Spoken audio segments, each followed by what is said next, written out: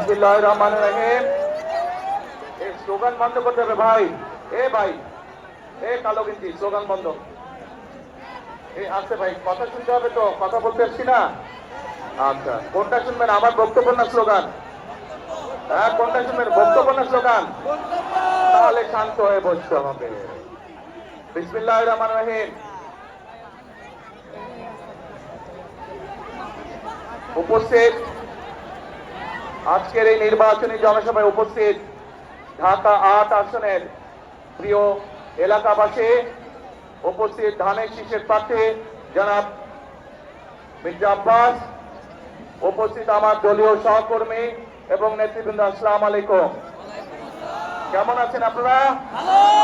আলহামদুলিল্লাহ। এখন আমি আপনাদেরকে দেখার পরে, দেশে আসার পরে আলহামদুলিল্লাহ ভালো আছি। এখন প্রিয় ভাই বোনেরা, এই যে আমরা আজকে এখানে একত্রিত হয়েছি, এই যে 2 দিন পরে যে নির্বাচন, এই নির্বাচনকে সামনে রেখে যে নির্বাচনী জনসভা, সেই জন্য আমরা একত্রিত হয়েছি। এখন এই যে নির্বাচন, এই নির্বাচনে সঠিক মানুষকে আমাদের আজকে বাছাই করতে হবে।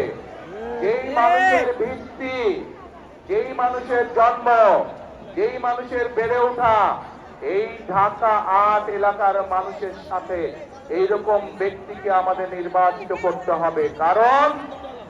কারণ যে মানুষটি সারা জীবন আপনাদের সঙ্গে ছিল, যে মানুষটি এই এলাকার মানুষের দুঃখ কষ্ট সম্পর্কে ধারণা আছে, এই এলাকার মানুষের বিপদ আপদে যেই মানুষটি সারাক্ষণ ছিল, এরকম মানুষ যদি আমরা বাছাই করতে পারি, তাহলে সামনে যদি কোনো সমস্যা হয়, যেই মানুষটি এলাকার সমস্যা সম্পর্কে ওয়াকিফাল আছে, সেই মানুষটিকে আমাদের বাছাই করতে হবে। কারণ এলাকার সমস্যা